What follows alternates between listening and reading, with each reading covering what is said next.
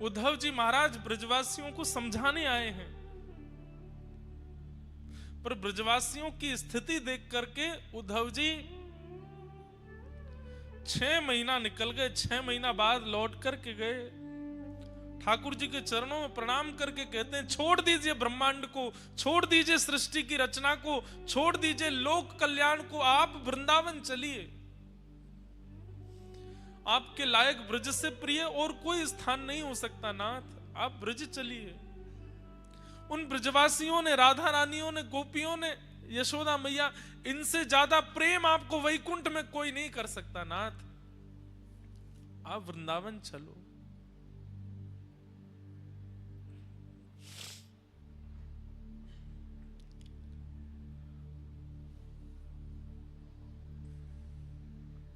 प्रेम की स्थिति तो ठाकुर जी अनुभव कर रहे हैं।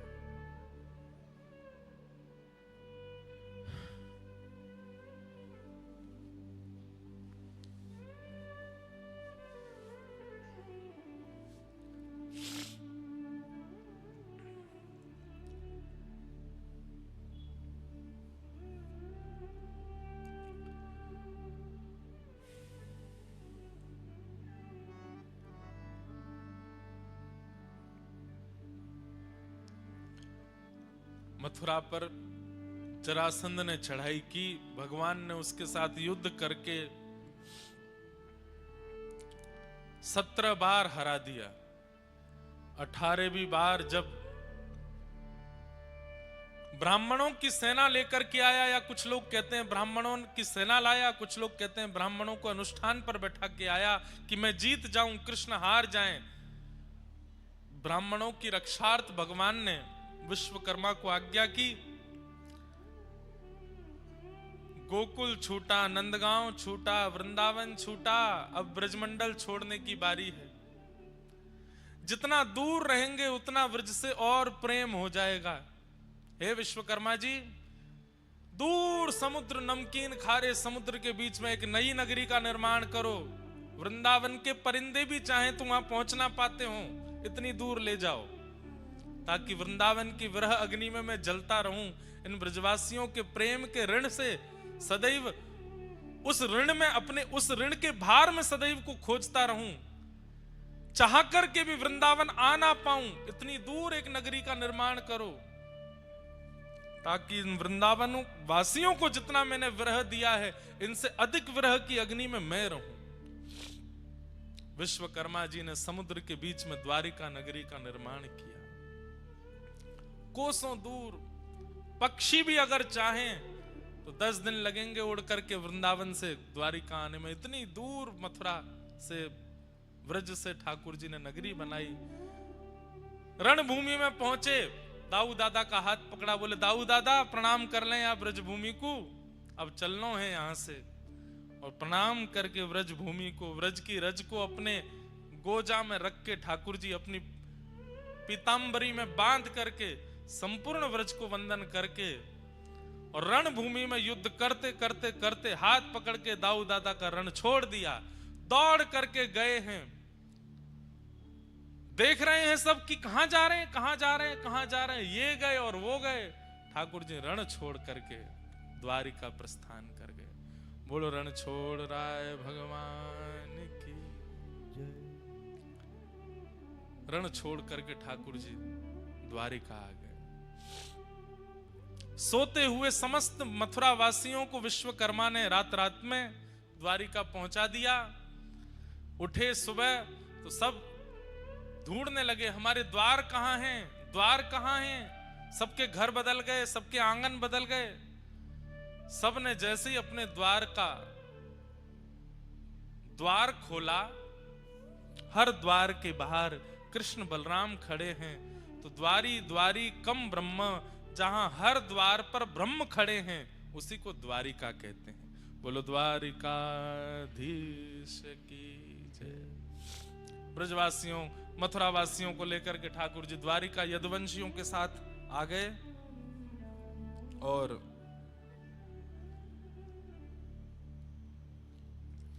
द्वारिका में आकर के ठाकुर जी ने श्री रुक्मणी जी के साथ में विवाह संपन्न किया।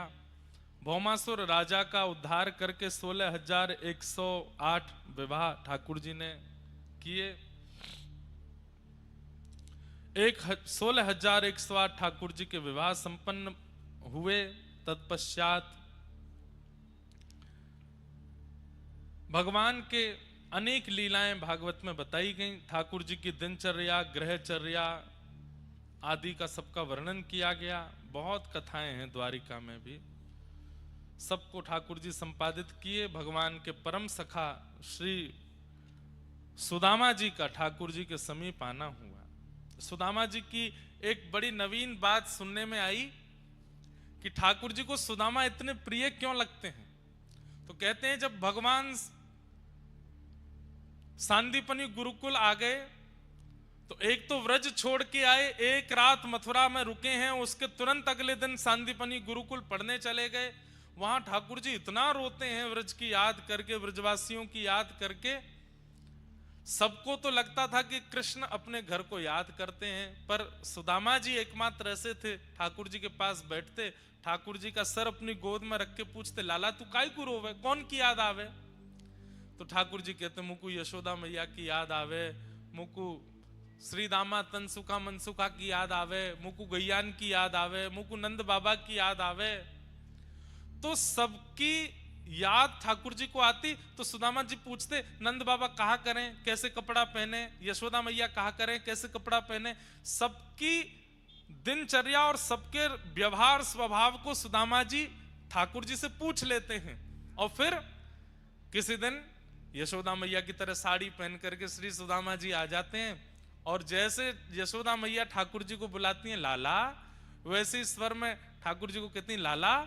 ठाकुर जी देख करके चौंक जाते हैं, मैया मैया तू यहां आ गई। दौड़ करके सुदामा जी को अंक में भर लेते हैं। तो सुदामा जी को अंक में भरते ही उनको, अरे मैया तो, अच्छा सुदामा तू है, लाला तो को ब्रजवासी की याद आवे, मैं रोज एक ब्रजवासी बन के आऊंगा, तो को सुख दे करूंगा। काउदना ठाकुर जी सीदामा बनिया में, काउदना मधुमंगल बनिया में, काउदना नंद बाबा को रूप धारण कर लें, काउदना गैया बन जा में। और वहां सांदीपनी गुरुकुल में ठाकुर जी प्रत्येक दिन एक ब्रजवासी का अनुभव सुदामा जी से कर लेते हैं, और ठाकुर जी का मन लग जाता है। सुदामा जी कहते हैं, मुझको सुदामा बोले, आज मोकू तू मधुमंगल ही बोले गो। और ठाकुर जी मधुमंगल के साथ जैसा व्यवहार ब्रज में करते हैं, वैसा ही सुदामा जी के साथ करते हैं। आज मुकु तू मैया ही बोलेगो, तो जैसा मैया के साथ ठाकुर जी रहते हैं ना, जिद्दी, हठी, परेशान करवे वाले, वैसे ही यशोदा की तरह सुदामा जी के साथ लीला करते हैं ठाकुर जी। इसलिए सुदामा जी ठाकुर जी को प्राणों से भी प्रिय हैं, क्योंकि जितने वर्ष सांदीपनी उपाध्याय के यहाँ ठाकुर जी रहे, ठाकुर जी का मन सुदामा जी ने लगाया ब्रजवासी बन बन करके।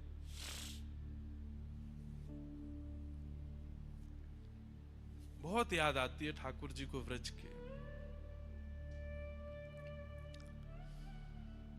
इसलिए सुदामा जी आज पधारे।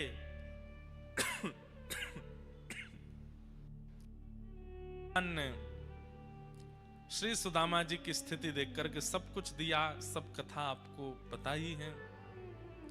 सुदामा जी पर अनुग्रह करने के पश्चात भगवान ने अपने सब यदुवंशियों को समझाया कि मैं भगवान होकर के भी तुम्हारी रक्षा नहीं कर पाऊंगा अगर तुम संतों का अपमान करोगे तो।